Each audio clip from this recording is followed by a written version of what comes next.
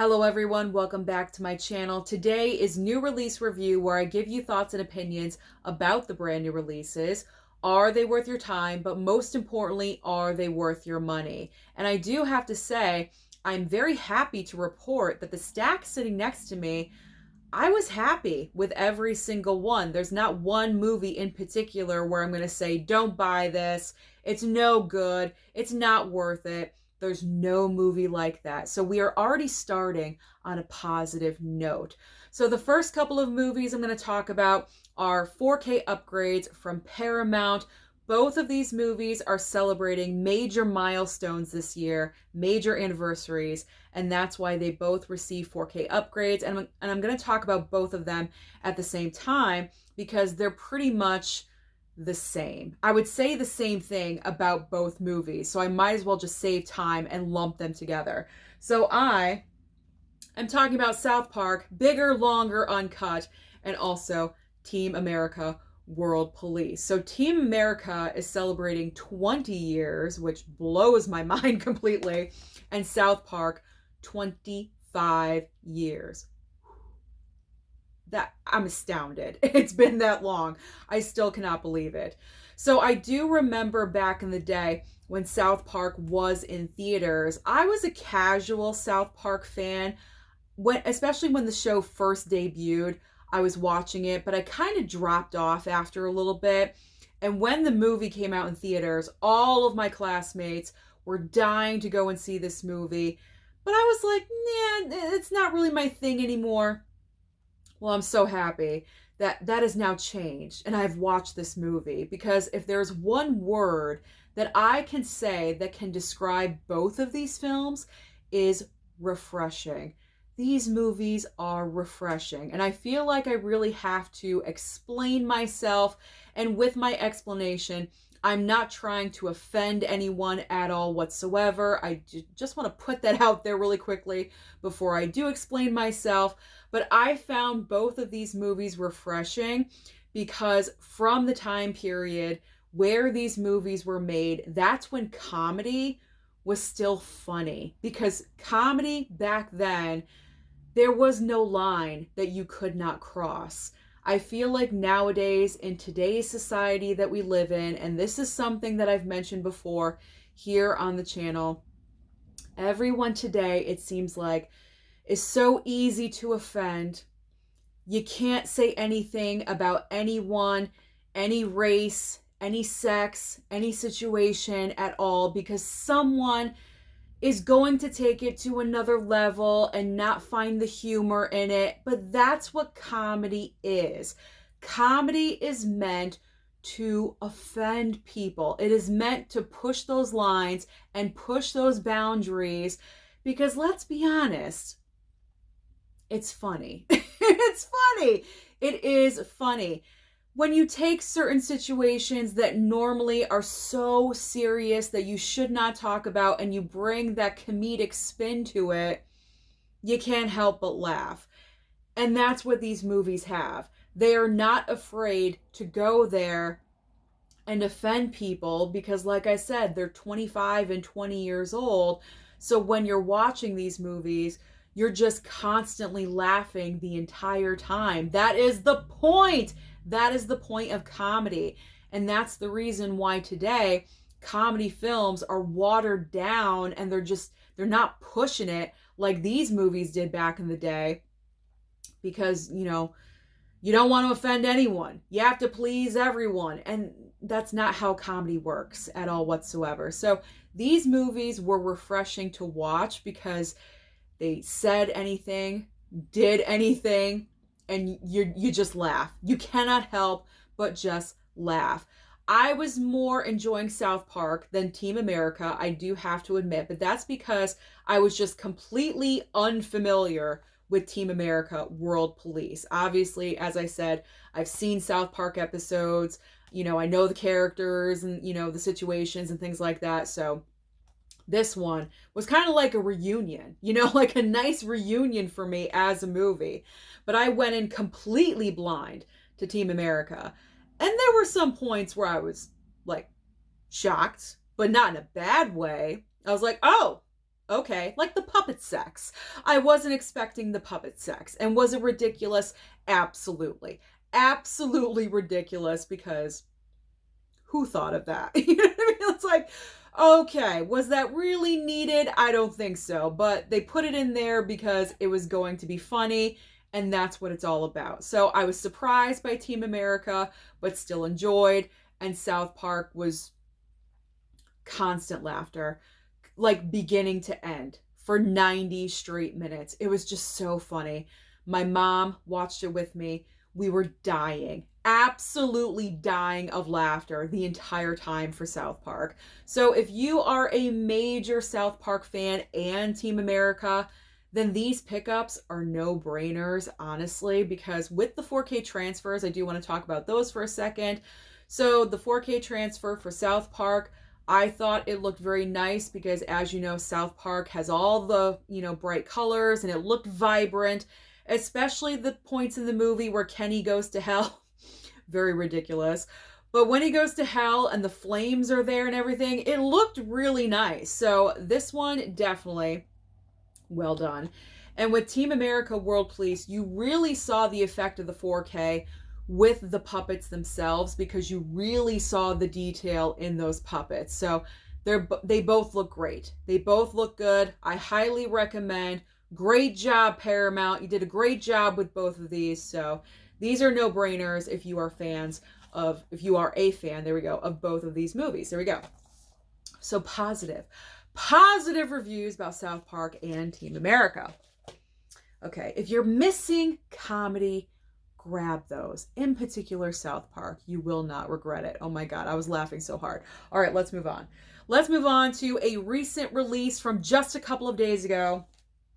It is Ghostbusters Frozen Empire. So I went to go and see this movie at the theater, and I think my second time viewing it at home was a better experience. And the reason why I say that is because I feel like when I went to the theater for this movie, I had a very high expectation. First of all, Ghostbusters Afterlife was a great film. I really enjoyed it. I felt like they had the perfect balance of nostalgia and honoring Harold Ramis. Everything they did in that movie was just so well done. So I kind of had that high expectation going into Frozen Empire. And when I left the theater after seeing this movie, I was like, meh. It wasn't horrible, but I wasn't like over the moon about the movie. So when I watched it, obviously, let's give it another chance, watching it at home. So we watched it as a family. Mom loved it. She was like clapping like crazy. So if that, sets anything off for you, then there you go. she was clapping like crazy.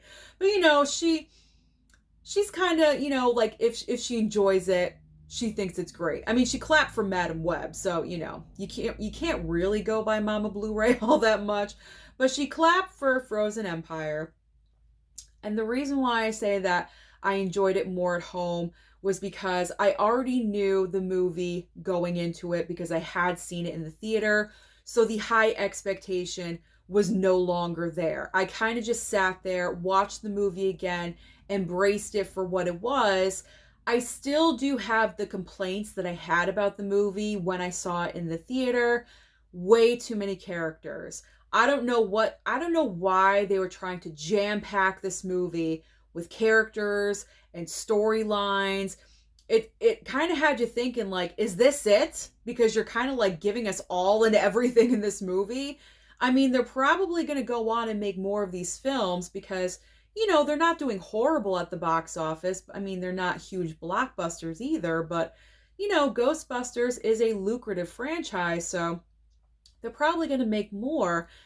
But I just thought there was way too many characters. You had the old Ghostbusters, the new Ghostbusters. You have nostalgia characters from like the first movie. You have brand new characters being introduced. Then you had the other characters from Ghostbusters Afterlife that carried over to Frozen Empire. Like, there was like 20 main characters in this movie. There was a lot. So it was overly saturated with all these characters. And with all these characters, that means a lot of storylines. And there was just way too much going on with the ghost storyline and, you know, Ray and podcasts and what's going on there, and, you know, Paul Rudd wanting to be a father figure to Phoebe, and there was just way too much. Way too much was going on in this movie. But you know what? If you just want something for nostalgia reasons, because you like Ghostbusters, you want something to watch with your family, with your kids, then this is a good option. Definitely. But my fear is with the I cannot talk today. With this franchise moving forward, I feel like it's becoming way more kid friendly and not so much like riding the line, you know, like the edge. Because like with Ghostbusters 1 and 2, like there were some moments where you're like, ooh, and you kind of like jump because there was a little bit of scare in those movies. They're mainly comedies, absolutely. But I feel like, you know, going forward, especially with this movie, it's like full on comedy. There really isn't anything in these movies to kind of make you jump. So they're kind of transitioning and going in a different direction. So that's my overlong review about Ghostbusters Frozen Empire. I know I've talked really, really long about this one, but I had a lot of thoughts that I had to get out. But it's not bad. It's not horrible. It's not the worst of the franchise. Of course, I'll watch it again. I love Paul Rudd. Paul Rudd is like, you know, the highlight for me. I love him in everything pretty much. His line delivery in this movie, just, I laughed every single time. So this one, I'm glad I rewatched it, but I probably will only watch it when I'm like binging the franchise for some reason. Then I'll watch it again, you know. But if I'm choosing a Ghostbusters movie to watch, I'm choosing one or two. I'm not going to choose this one. You know what I'm saying? So I say if you're a Ghostbusters fan, you have the rest of the franchise, you might as well get that one. All right, let's move on now to American Fiction. So this movie was heavily nominated and won, right? I should remember these things, but I believe it won for original screenplay at the Academy Awards. But it was nominated heavily during award season, in particular with the Oscars, including Best Picture, okay? But I try to watch all the Best Picture nominees, and this was one last year. Unfortunately, I did not get to the theater to check it out. So now I finally got the chance to watch it. And I will say, I love this movie, how it was such a great original idea.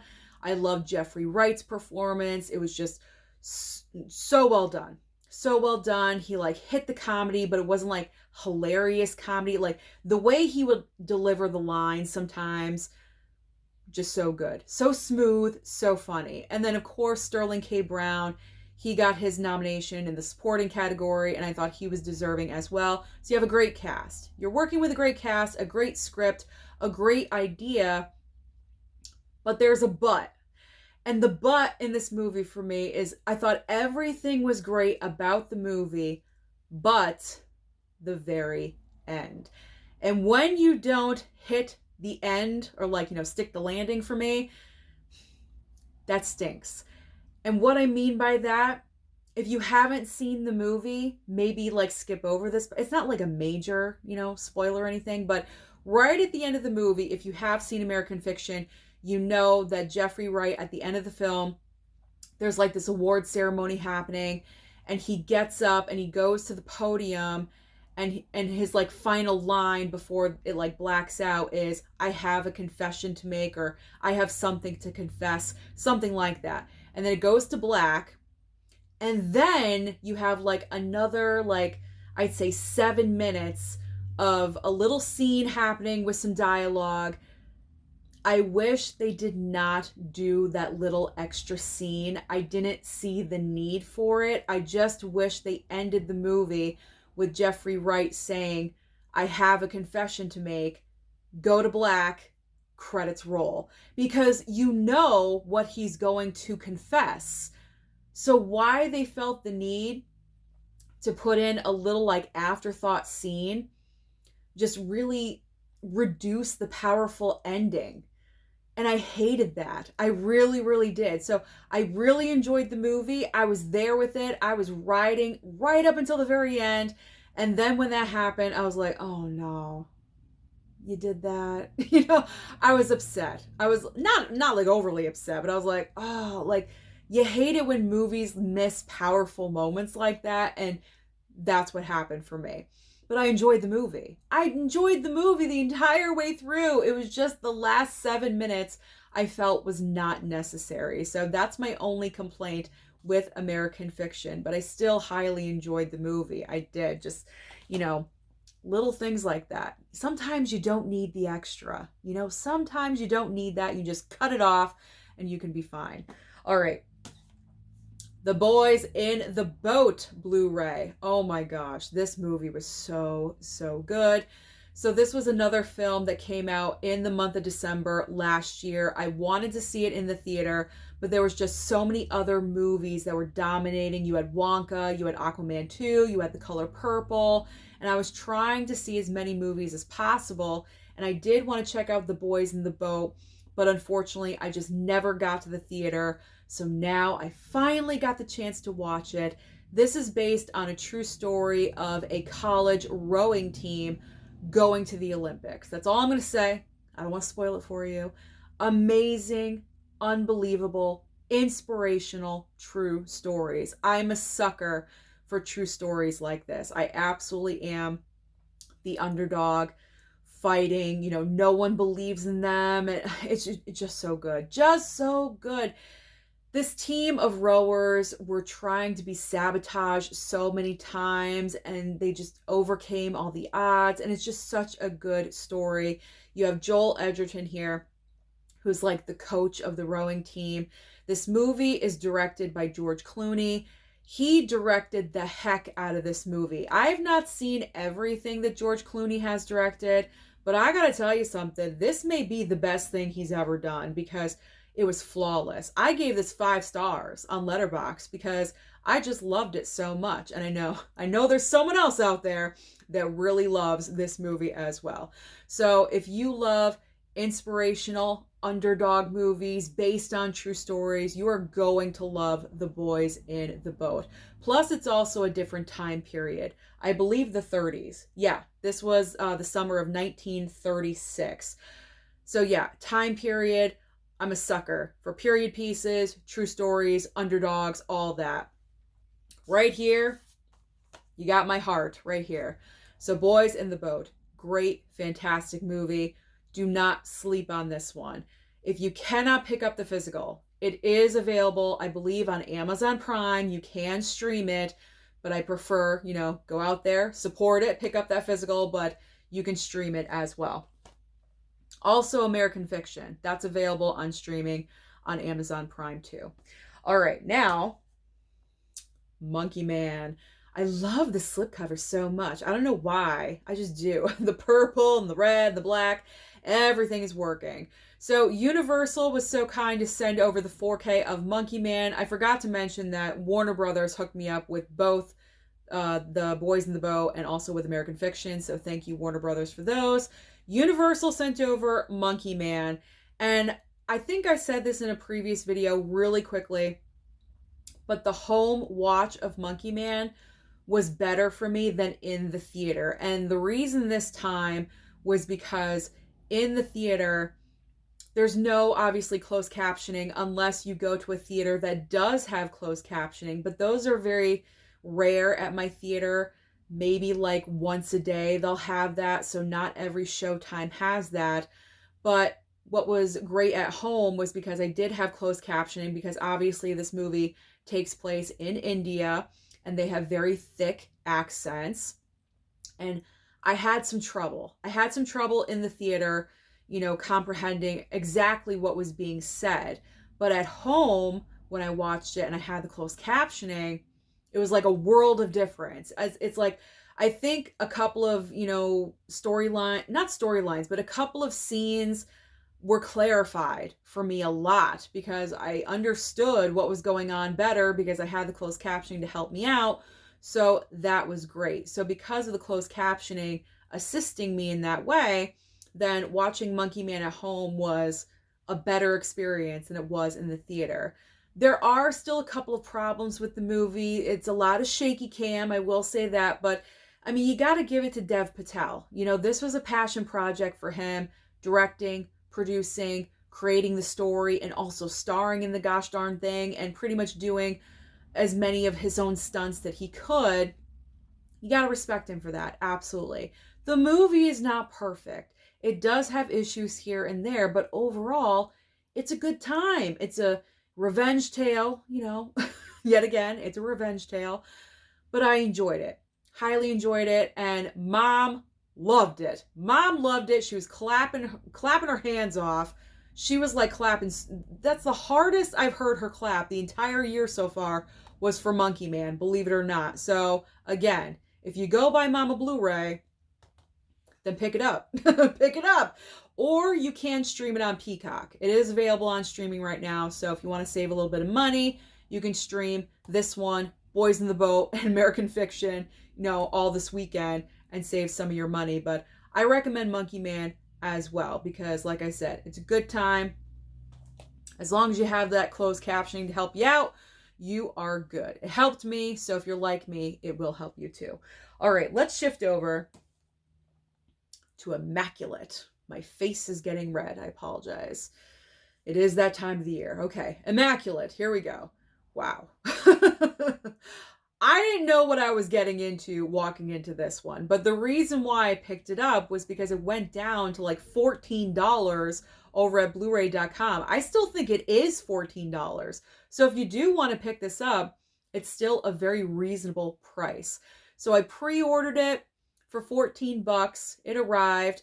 I watched the first Omen on streaming first because, that just happened to drop. I gotta tell you, Immaculate is like a carbon copy version of the first Omen. I don't want to get into too much detail because this is, a newer release, and just in case you haven't seen it, I don't want to be like that and spoil it for you. But it's like in both of these stories, we have our main female character. In Immaculate, it's Sydney Sweeney. Obviously, she's a nun, and she's going to a brand new convent in Rome, I believe. And things are suspicious over there. That's all I'm going to say. Things are very suspicious. And you know what? The same thing's going on in the first Omen. Lead character, nun, going over to Rome. They're kind of shifty over there. So, I don't know. You may want to avoid Rome for that reason, but these storylines are very, very very similar, except, they're giving birth for two different reasons. That's all I'm going to say. One is this one and one is that one, but they're like carbon copies of each other. It's just so weird that both of these movies were released like within 2 months of each other. It's just so odd and so strange. But Sydney Sweeney, she produced this movie.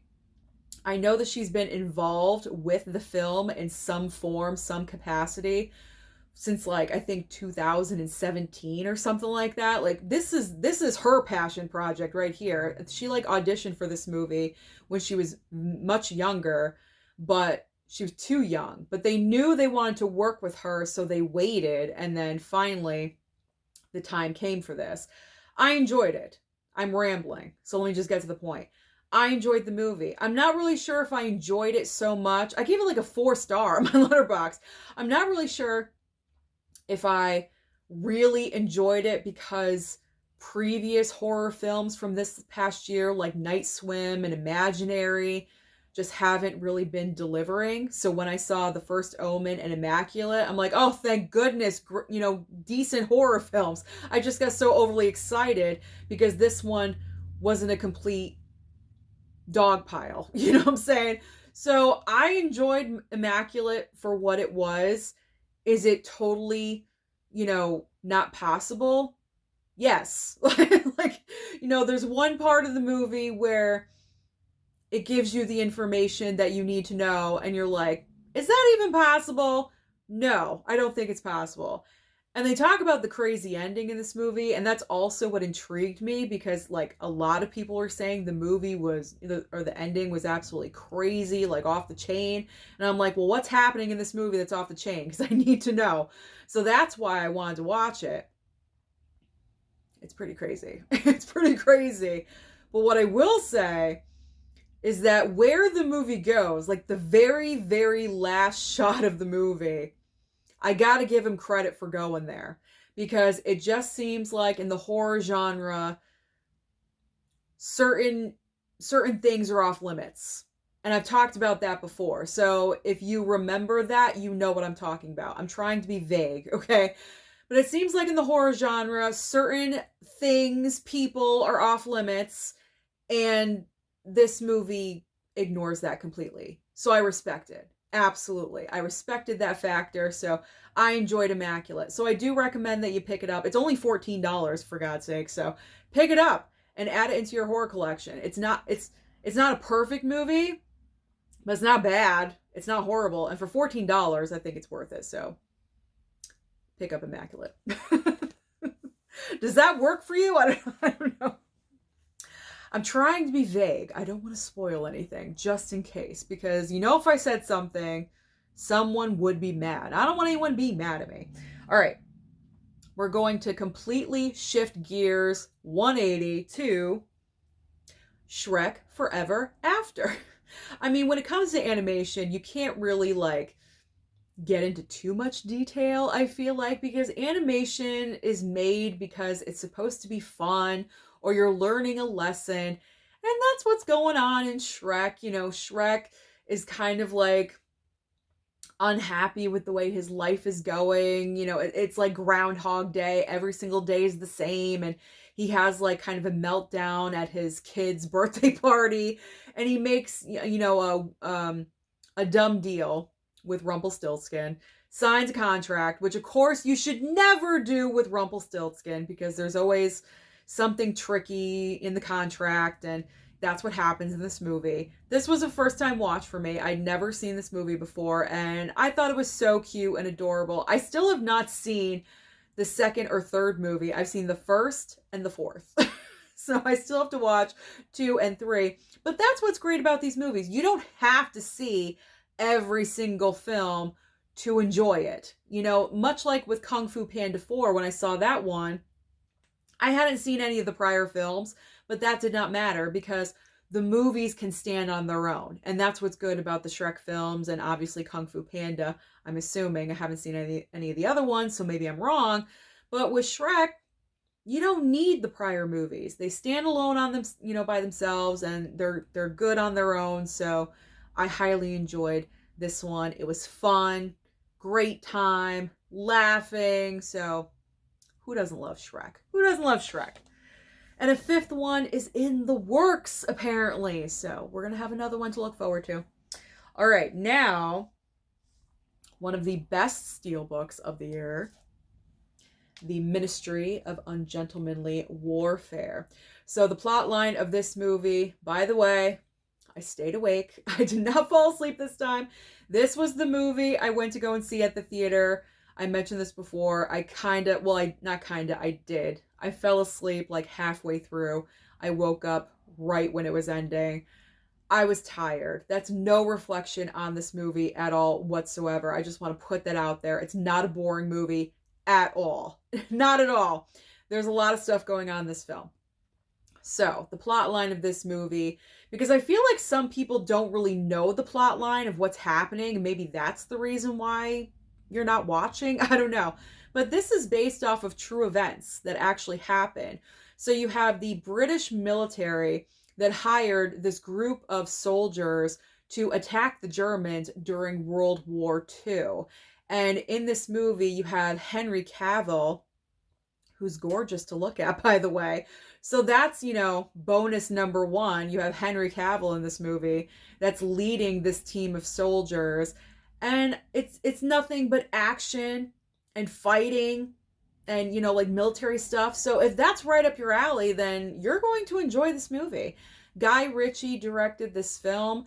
And the thing about Guy Ritchie, I'm noticing that I'm enjoying his movies now, a lot. So it makes me want to go back into his earlier filmography and really dive into what I have in my collection that I have not seen yet, Lock, Stock, and Two Smoking Barrels, and Snatch, movies like that I still have not seen, because I think Guy Ritchie is just a really amazing director. I thought it was filmed very well. It looks fantastic. So give it a chance, guys.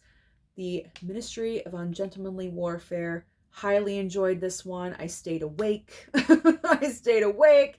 That's a plus. And it's an awesome looking steelbook. I mean, look at this darn thing. Look at this. You got the grenade pin in the hand right there. Look at that. Amazing. Ooh, just to show that off. There we go. So if you enjoy military stories, true stories, then pick it up. Pick it up. You don't have to have the steelbook. There's a Blu-ray and also a 4K available. All right. Not a lot to say here about this one, but I put it in the pile because technically it is a new release. It came out in the past couple of weeks. So it is Batman 89. It was the anniversary a couple of days ago, and I was like, you know what? I think I watched it the day after the anniversary. I didn't watch it on the anniversary itself, but I was like, you know what? I'm just in like a nostalgia mood. Like, I don't want to think about anything because I've seen Batman 89 so many times, but it's still so entertaining. I gotta ask though, is this a different 4K transfer than the one in the box set that I own with all 4 of the early Batman movies? You know, the 2 Tim Burtons and the 2 Schumacher movies? Because let me tell you something. The Joker's clothing, Jack Nicholson, like, I felt like, especially when he was wearing purple, it just looked more fantastic. So I'm not sure if this is a completely different 4K transfer somehow, some way, but if it is, you can really tell the difference. It looked better. I'm pointing at my physical media closet right there. It looked better than the current 4K, or I should say the previous 4K that I have in the closet. So I would definitely recommend that you do pick this one up for that factor. Like, it just looked so gorgeous. The purple, the greens, you know, the outfit that Kim Basinger wears in the museum, that entire scene, that teal that she's wearing, everything. It just all the color just seemed very much enhanced. So, I mean, it's Batman 89. If you don't have this in your collection yet, why are we here? Like, what are we doing? You know, this is like essential. Essential. You gotta pick this up. All right, so needless to say, love that movie. Seen it so many times. Michael Keaton is my Batman. Jack Nicholson is not my Joker. He's not my favorite Joker, but Michael Keaton is my Batman. Okay. So now the final 2 titles. We're still going. Both brand new 4Ks from Arrow. This movie, watched it just last night for the first time. It is American Jiggalo. I'm so happy this is finally here. It got delayed like 2 times. I wanted to include this in the unboxing video with Crimson Peak. Unfortunately, it got delayed. I could not do that. But really quickly to show you what it looks like. It's a gigantic slip. There we go. And it is a box set. It is a box set. It's a nice looking Arrow box set. You get a book about the movie, like behind the scenes stuff, a poster, and then, of course, the 4K. There we go. So that's what that looks like. There we go. So you guys know.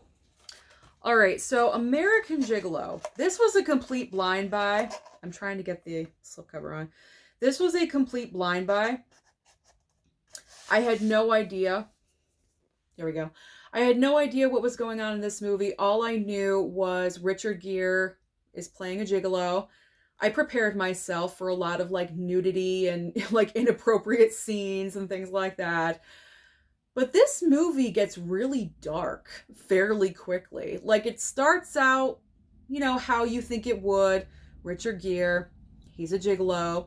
He's sleeping with various women, okay. But then it gets to the point where one of the women he sleeps with is unfortunately murdered in a very horrible, like horrendous way, actually, like horrendous. And of course, they think of him as the prime suspect, and he did not do it. Someone is framing him. So he's trying to clear his name, and he's trying to figure out who is framing him and why. It just got really, really dark. As I said, like, here I'm thinking going in like, okay, we're going to have Richard Gere, and, you know, he's a gigolo, and he's sleeping around, and he's making tons of money, whatever. But then it was like, you know, it was like a 180 flip, and it just went in a completely different direction. I don't know. And the thing is that this movie is only 93 minutes long. It felt like 2.5 hours. I'm not even kidding you. I don't know how, I don't know why, but it just felt like it was the longest runtime. And at the end of the movie, it just felt like snippet clips for some reason because they were trying to just wrap everything up. And it's like they couldn't think of a better way to do it. It just really wasn't the best ending either. So again, another film in the pile that didn't stick the landing for me. I didn't hate the movie. Obviously, you know, I'm recommending it if you really enjoy it. Then you're probably going to want to pick it up if you have like the history with this movie. And by the way, P.S. if you've never seen the movie, just to let you know, Richard Gere gives like full on, you can see everything. Okay, so just to make you aware of that, there is a scene. It's shot far away, but you can see it. Okay, you can see it. It's there. All right, like you see it. So I just want to let you know in case you're unprepared for that. But yeah, I wasn't like overly thrilled with the movie. I was fine with it. As far as the 4K transfer goes, decent considering it's such an older movie, but not 100% perfect. There were moments where I was like, wow, that looks amazing, that looks great. And then there were other moments where I was like, okay, it's just all right. So this one was like okay, I'm happy with the purchase. I'm happy that I do have it, but I'm not like blown away by the movie or the 4K transfer. So if you are completely unfamiliar with the movie, you may not want to pick it up, but if you're a fan of Richard Gere and this movie, then I'd say go ahead and pick it up. So that's like the only one where I'm like, but it's not like don't get it, you know, like it's meh. All right, the final film, you know I love this one because I did an entire video about it. It is the Crimson Peak 4K from Arrow. Everything about this is absolutely fantastic. The box set, the movie itself, great plot line. I was entertained by it. The 4K transfer is absolutely gorgeous and amazing. Guillermo del Toro, when he's directing, when he has a vision, he executes it in such an amazing way. Visually stunning. The costumes are stunning. I just loved this movie. And as far as I'm concerned, this is the best 4K transfer of the year so far. It just looked absolutely incredible. Very much like Hugo from last year. So is there anything else to say about this? I don't think so. I honestly don't think so, because I did do an entire video about this already, but there's nothing bad about Crimson Peak. Nothing bad at all. All right, so those are all of the recent brand new releases that I have been watching. So comment down below and let me know your thoughts about any of the movies that I did mention. Don't forget to like and subscribe before you leave, and I'll see you next time.